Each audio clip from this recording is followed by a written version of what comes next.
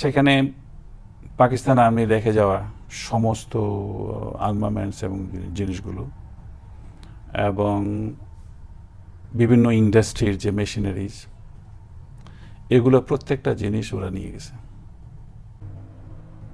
বাংলাদেশের টাকা ভারত প্রিন্ট করে দিয়েছিল এবং সেই টাকা ডুপ্লিকেট প্রিন্ট ছিল। আপনার বাড়ি তো কুমিল্লাতে।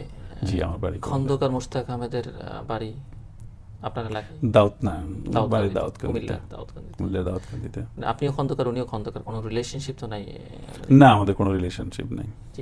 যুদ্ধটা 9 মাসে শেষ হলো, এটি মুক্তিযুদ্ধ। আপনার কাছে কি মনে হয় যে যুদ্ধটা খুব স্বল্প সময়ে শেষ হলো, বা এখানে ভারতের ভূমিকা কি ছিল, তাদের রোলটাকে আপনি কিভাবে দেখেন? কিংবা যুদ্ধে যে পাকিস্তান সেনাবাহিনী আত্মসমর্পণ করলো, সেটিও একজন ভারতীয় জেনারেলের কাছে, সেখানে আমাদের সেনাপতি ছিলেন না। এই বিষয়গুলোকে আপনি কিভাবে দেখেন? যে সেখানে ভারতের অবশ্যই একটা সুযোগ এসেছে, ওরা সুবিধা নেবেই।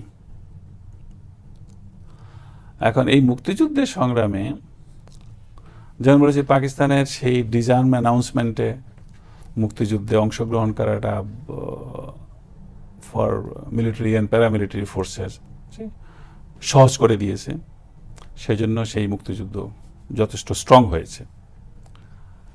আর একইভাবে যখন ডিফেক্ট করে মিলিটারি, প্যারামিলিটারি এবং পলিটিশিয়ান, তারা যখন ডিফেক্ট করে ভারতে যায় এবং ভারতে গিয়ে সরকার গঠন করে এবং সেই সরকারে অবশ্যই জিয়াউর রহমান প্রাইম মিনিস্টার ছিলেন না, তো সেখানে সেই সরকারের তরফ থেকে যখন ভারত এসে সরাসরি সাহায্য করতে আরম্ভ করলো, কারণ আফটারঅল সবাই ভেগে গিয়ে ভারতে এতগুলি লক্ষ লক্ষ লোক ভারতে আশ্রয় নিয়েছে, তাদের খাওয়া দাওয়ার সংস্থান, তাদের থাকার ব্যবস্থা, তাদের ট্রেনিং, তাদের আর্মামেন্টস, তো অতগুলো জিনিস সেটা ভারতের উপরেও একটা বোঝা। এবং ভারতের সেই অর্থনৈতিক শক্তি নাই যে এই বোঝাটা বেশ কয়েক বছরের জন্য চলতে থাকুক। আর সেই সুযোগে ভারতের অন্য একটা দিক আছে যে ভারত পাকিস্তান সবসময় যুদ্ধ হয়েছে এবং সবগুলো যুদ্ধই সেটার কোনো ফাইনাল রেজাল্ট কিছুই না। তো সেইখানে ভারত মনে করছে যে এই সুযোগে পাকিস্তানি আর্মির উপরে আমাদের একটা সঠিক জিতার যে একটা সেই আগ্রহটা হওয়া অস্বাভাবিক কিছু নয়, এবং সেই জন্য ওরা ওইভাবেই কাজ করেছে যে এই সুযোগে এই স্বাধীনতা যুদ্ধটাকে, যতই মুক্তিযুদ্ধ আমরা মনে করি, কিন্তু ভারতের ওইটা প্রথম থেকেই প্ল্যান ছিল যে ওরা সরাসরি ইন্টারভিন করে, এটা এমনভাবে হতে হবে যে ওরাই পাকিস্তান আর্মির সাথে যুদ্ধ করেছে এবং পাকিস্তান আর্মি ওদের হাতে সারেন্ডার করেছে। এবং সেইখানে ভারতের একটা বিরাট লাভবান যে প্রথমবারের মতো পাকিস্তান আর্মি ভারতের আর্মির সাথে যুদ্ধে পরাজিত হয়েছে এবং হাজার হাজার পাকিস্তানি সৈন্য ভারতের সেনাবাহিনীর কাছে আত্মসমর্পণ করেছে। একটা সাইকোলজিক্যাল ওয়ার চলেছে। তো এটা একটা বিরাট সাইকোলজিক্যাল গেইন। কিন্তু প্র্যাকটিক্যালি যদি মনে করেন, পাকিস্তান আর্মি এখনো ভারতের আর্মির তুলনায় ফাইটিং ক্যাপাবিলিটি অনেক ভালো এবং অনেক বেশি। হ্যাঁ, ভারত বড় দেশ, সংখ্যায় তাদের আর্মি অনেক বড়, যুদ্ধে জিতে হয়তো ডিফিকাল্ট হবে। এর মধ্যে দিয়ে আপনি এটি বোঝাতে চাইছেন যে ভারতীয় সেনাবাহিনী যুদ্ধে অংশ নিলেও এবং তারা আমাদেরকে সহযোগিতা করলো, আসলে তাদের ভূমিকাটা সহযোগী, জেতাটা আসলে মানে বাঙালি যারা যুদ্ধ করেছে তারাই আসলে স্বাধীনতা যুদ্ধে জয়ী হয়েছে। হ্যাঁ, ভারত একা পাকিস্তানের সাথে যুদ্ধ করে এইরকম ভাবে জয়লাভ করবে এটা কোনোদিনও হতো না যদি মুক্তিযুদ্ধে আমরা না থাকতাম।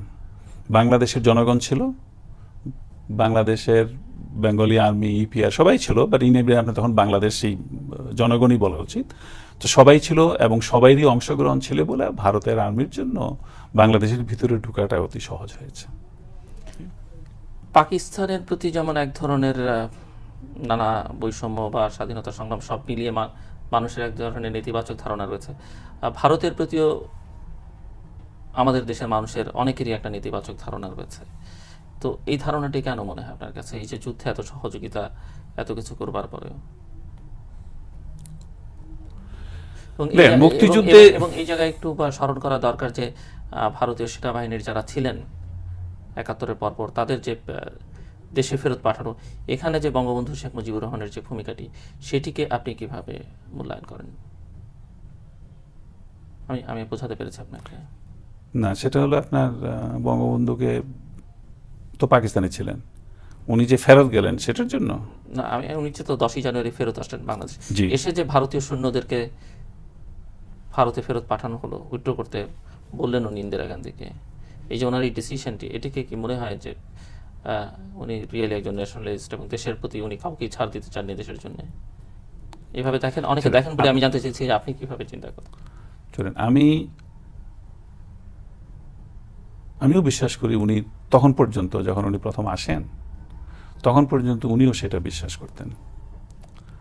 আর আরেকটা জিনিস, যে ভারত যতটাকেই পাকিস্তান আর্মির উপরে জয়লাভ করুক, কিন্তু বাংলাদেশের জনগণের মধ্যে ভারত জয়লাভ করেনি। বাংলাদেশের জনগণের জন্য এটা মুক্তিযুদ্ধ ছিল, এবং মুক্তিযুদ্ধে যারা সহযোগিতা করেছে ভারত সবচেয়ে বেশি করেছে, বা বহির্বিশ্বের বাকি অনেকরাই সহযোগিতা করেছে, তাদের জন্য সবাইকে আমরা ধন্যবাদ জানাতে পারি। কিন্তু তার মানে নয় যে সেই দেশটি স্বাধীনতার নামে আমার দেশে এসে সেইখানে বসে থাকবে। যদি সেটাকেই মেনে নেওয়া হয় তাহলে সেটাও স্বাধীনতা যুদ্ধ ছিল না। সুতরাং শেখ মুজিবের আর কোনো অন্য কোনো প্রশ্নই থাকতে পারে না এবং অপশনই থাকতে পারে না যে সে আসার পরে তাদেরকে যেতেই হবে। যদি ওরা না যেত, তখন ভারতের সেনাবাহিনীকে বাংলাদেশের জনগণের সাথে যুদ্ধ করতে হতো। ৭১-এ দেশ স্বাধীন হবার পর থেকে ৭৫-এর 15ই আগস্ট, এই সময়কালে আপনার সঙ্গে কখনো বঙ্গবন্ধু শেখ মুজিবুর রহমানের দেখা হয়েছে কিনা? না, আমার সাথে ব্যক্তিগতভাবে বা কোনো ক্লোজ দেখা সাক্ষাৎ হয়নি। তবে দুটা ইনসিডেন্ট হতে পারে যখন, না, আমার সাথে কোনো পরিচয় ওনার সাথে কোনো সময় ছিল না। দুটা ঘটনায় ছিলাম। একবার যুগোস্লাভিয়া থেকে স্টেট গেস্ট এসেছিলেন, সেইখানে আমি, না, সেটা বোধ ছিল টিটুর পরে মার্শাল বিয়েদিচ ওর প্রাইম মিনিস্টার যখন ছিল, তখন ও এসেছিল, তখন আমি ওনাকে গার্ড অফ অনার দিই। তখন এটা একটা অফিসিয়াল কাউন্টার। আর দ্বিতীয়বার সাক্ষাৎ হয়েছে অফিসিয়ালি, সেটা হলো উনি ঢাকা ক্যান্টনমেন্টে প্রত্যেকটা ইউনিট ভিজিট করতে এসেছেন, এবং সেই সময় উনি আমার 2 ফিল্ড রেজিমেন্টও এসেছিলেন। সেই হিসাবে সেইখানে হয়েছে, কিন্তু যখন আসছি তখন কথাবার্তা কিছুই হয়নি। উনি এসে 5 মিনিট দাঁড়িয়ে থেকে তারপরে আর্মি চিফ শফিউল্লাহ আর ডেপুটি চিফ জিয়াউর রহমান, ওদের সাথে দাঁড়িয়ে কথাবার্তা বলে তারপরে চলে গেছেন অন্য ইউনিটে। আমি জিজ্ঞেস করেছিলাম আপনার কাছে যে ভারত সম্পর্কে মূল্যায়নটা কি স্বাধীনতোত্তর বাংলাদেশে, অনেকের মধ্যে অনেক ধরনের নেতিবাচক ধারণা আছে, আপনি কি ধরনের ধারণা পোষণ করতেন সে সময়? স্বাধীনতা যুদ্ধ পর্যন্ত ভারতের সহযোগিতা, তার জন্য আমি ধন্যবাদ জানাই, কিন্তু তার পরবর্তীতে তারা যেসব কাজ করেছে সেটা বাংলাদেশের বিরুদ্ধেই কাজ করেছে। সেখানে পাকিস্তান আর্মি রেখে যাওয়া সমস্ত আর্মামেন্টস এবং জিনিসগুলো, এবং বিভিন্ন ইন্ডাস্ট্রির যে মেশিনারিজ, এগুলো প্রত্যেকটা জিনিস ওরা নিয়ে গেছে। এটা নেওয়ার তাদের উচিত হয়নি। আর পরবর্তীতে ওই একই জিনিস আমার বাংলাদেশ সরকারে কিনে আনতে হয়েছে। তাছাড়া আপনি আরো কিছু স্টোরি দেখবেন যে বাংলাদেশের টাকা ভারত প্রিন্ট করে দিয়েছিল, এবং সেই টাকা ডুপ্লিকেট প্রিন্ট ছিল।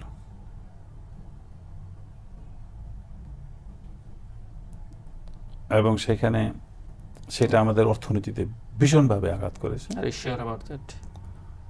শিওর, আপনি তখনকার দিনের পত্রিকাগুলো দেখেন, বোম্বের মধ্যে ভারতী কত কোটি কোটি টাকা ধরেছে। তারপরে যেভাবে স্মাগলিং অ্যান্ড বর্ডার খোলা ছিল সেইভাবে কারেন্সি কিভাবে হতো। সুতরাং অর্থনীতির উপর একটা বিরাট প্রেশার আসছে, যার জন্য তখন সেই কারেন্সিকে আবার বদলানো হয়, অন্য জায়গায় প্রিন্ট করে। তারপরে আপনার যেভাবে 25 ইয়ার্স ট্রিটি করা হয়েছে, সেইখানে কিছু কিছু পয়েন্ট আছে যেখানে কিছু কিছু বৈদেশিক রিলেশন ওসব ব্যাপারে ওদের সাথে পরামর্শ করে, রেগুলার পরামর্শ করা এবং পরামর্শ করেই সিদ্ধান্ত নেওয়া, সেটা একটা স্বাধীন দেশ হিসাবে সেটা উচিত হয় না। আর তারপরে আসছে আপনার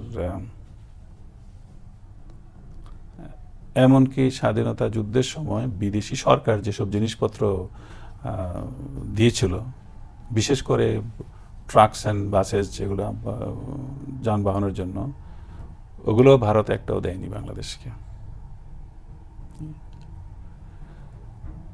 তো বিভিন্ন দিক দিয়ে দেখলে আপনার সবসময় দেখা যায় যে ওরা বাংলাদেশ যদি সত্যিকারভাবে ইন্ডিপেন্ডেন্ট হয়ে অর্থনৈতিকভাবে তারা নিজের পায়ে দাঁড়িয়ে যায়, সেটা ওরা চায়নি।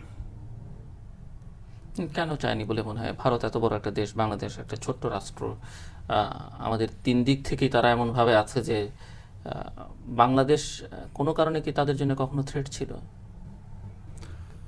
না, বাংলাদেশ কোনো কারণে কোনোদিন থ্রেট ছিল না এবং কোনোদিন থ্রেট হবে না। তারা মনে হয় আপনার কাছে সেটা না চাওয়ার একটা মাত্রই কারণ হতে পারে যে বাংলাদেশ একটা ছোট দেশ, তার এমন কোনো রিসোর্সেস নাই যে খুব তাড়াতাড়ি ধনী হয়ে যাওয়ার কোনো সম্ভাবনা আছে। সুতরাং একটা গরিব দেশ হিসেবে, একটা ছোট দেশ হিসেবে ভারতের ভিতরে থেকেই, সেটা আপনি টোটাল বেঙ্গল হিসেবে যদি একটা স্টেট দেখেন, তাহলে বাংলাদেশ তো এটা ভারতের ভিতরেই একটা অংশ, এক কোণে। তো সেখানে থেকে যদি আমরা আমাদের নিজের পায়ে দাঁড়িয়ে নিজের অর্থনীতিকে আমরা ঠিক করতে পারি এবং স্বাধীন হিসেবে থাকতে পারি, এবং তাহলে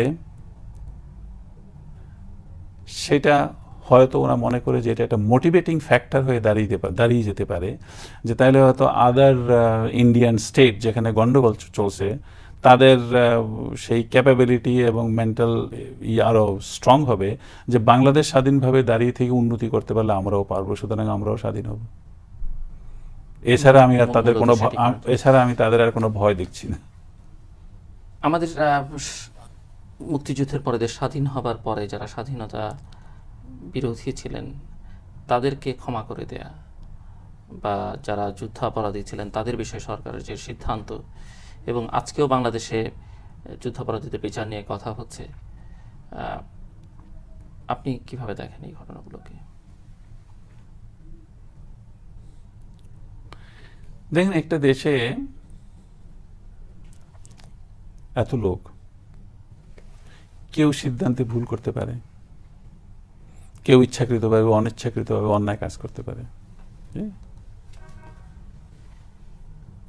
এখন তার জন্য এখানে যেটা যুদ্ধ অপরাধী বা মুক্তিযুদ্ধের বিরুদ্ধে এটা হলো রাজনৈতিকভাবে। এখন ব্যক্তিগতভাবে মানুষের জীবনে ভুল ত্রুটি অন্যায় করে থাকে, রাজনৈতিকভাবেও মানুষ ভুল ত্রুটি অন্যায় করে থাকে, এবং সবসময়ই সম্ভব হলে সেটা ক্ষমার চোখে দেওয়াটাই ভালো। বঙ্গবন্ধু সাধারণ ক্ষমা ঘোষণা করে দিয়েছিলেন, আপনি মনে করেন that was A right decision? That was A right decision. এখন একবার যাকে ক্ষমা করে দেওয়া হয়, আর সেই প্রসঙ্গ টেনে এনে কাউকে ক্ষতি করার চেষ্টা, এই কথা তো বলা হচ্ছে যে যারা যুদ্ধাপরাধ করেছেন তাদের ক্ষমা করা হয়নি, বিশেষ করে ধর্ষণ, লুটতরাজ, অগ্নিসংযোগ, হত্যাকাণ্ড, এগুলোর সঙ্গে যারা যুক্ত ছিলেন। এবং উদাহরণ হিসেবে এখন বলা হচ্ছে যে পৃথিবীতে এমনকি সেকেন্ড ওয়ার্ল্ড ওয়ারের সঙ্গে যারা ওয়ার ক্রিমিনালস, তাদেরও বিচার হচ্ছে এখন। সো দ্যাট আমরা কেন করব না? দেখেন, সেটা তখন করা উচিত ছিল। শেখ মুজিবুর রহমান যখন তাদেরকে মাফ করে দিয়েছেন, ঠিক তখন সেটা করা উচিত ছিল, উনি করেননি। উনি যখন করেন নাই, উনি যখন মনের কাছ থেকে অতটুকু লেভেল পর্যন্ত মাফ করে দিয়েছেন, তারপরে সেই প্রসঙ্গকে এখন টেনে এনে একটা ইস্যু তৈরি করা, কথা বলার জন্য, কাউকে ছোট করার জন্য, এটা দিয়ে কেউ নিজে বড় হবে না। আর এই ইস্যুটা বাংলাদেশের জনগণের সামনে এখন তাদের ক্ষতি ছাড়া লাভবান হওয়ার কিছুই নাই। আমাদের রাজনীতিবিদরা সবসময় বাংলাদেশের জনগণের জন্য কাজ করে নাই, ছোটখাটো ইস্যু নিয়েই ওনারা নিজেদেরকে ব্যস্ত রাখেন। সুতরাং এগুলি বাদ দিয়ে একটা নেশনকে গড়ে তুলতে এটা আমাদের এখন একটা ইউনিটির প্রয়োজন। আর সেই ইউনিটিটাকে আমরা নিজেরাই ধ্বংস করি এইসব ধরনের ইস্যু বের করে। আপনার কি মনে হয়, মানে আজকের আপনার কাছে আমার শেষ প্রশ্ন, ৭১-এর মুক্তিযুদ্ধের পরে যে সরকার গঠিত হলো আওয়ামী লীগের সরকার, সে সময় কি কোনো জাতীয় সরকার করলে ভালো হতো, নাকি আওয়ামী লীগের সরকার যেভাবে যাত্রা শুরু করে যাত্রাটা ঠিক ছিল? পরে হয়তো আপনাদের নানা ধরনের অভিযোগের কথা আমরা শুনবো, যেগুলো বিভিন্ন সময় জেনেছি। কি মনে হয়, মানে যাত্রাটা কিভাবে হওয়া উচিত ছিল, বা শুরুটা ঠিক ছিল কিনা? আমি বলবো যাত্রা আওয়ামী লীগের হিসাবে চিন্তা করলে যাত্রা ঠিকই ছিল, কারণ স্বাধীনতা যুদ্ধের আগে ওরাই ইলেকশনে জয়লাভ করেছে, সুতরাং তাদের ক্ষমতা থাকার অধিকার আছে। যাকে কেন্দ্র করে সেই ডেমোক্রেটিক রাইটটা ডিনাই করার জন্য বাংলাদেশের জনগণ মুক্তিযুদ্ধে অংশগ্রহণ করলো, দেশ স্বাধীন হলো। সুতরাং তার পরে এসে ওরা নিজেরা ক্ষমতা নেওয়া, এটা এমন অন্যায় কোনো কাজ নয়। তারপরে বাংলাদেশের কনস্টিটিউশন যেটা প্রথম লেখা হলো, এটাও একটা ডেমোক্রেটিক কনস্টিটিউশন, এবং সেটাও বাংলাদেশের স্বাধীনতা যুদ্ধের সাথে মিল হয়েই সেটা এগিয়ে যাচ্ছিল। কিন্তু পরবর্তীতে সেই সরকার অনেক ভুল করেছে, এবং সেই ভুলটা কি সেটা আমরা পরবর্তীতে আসছি।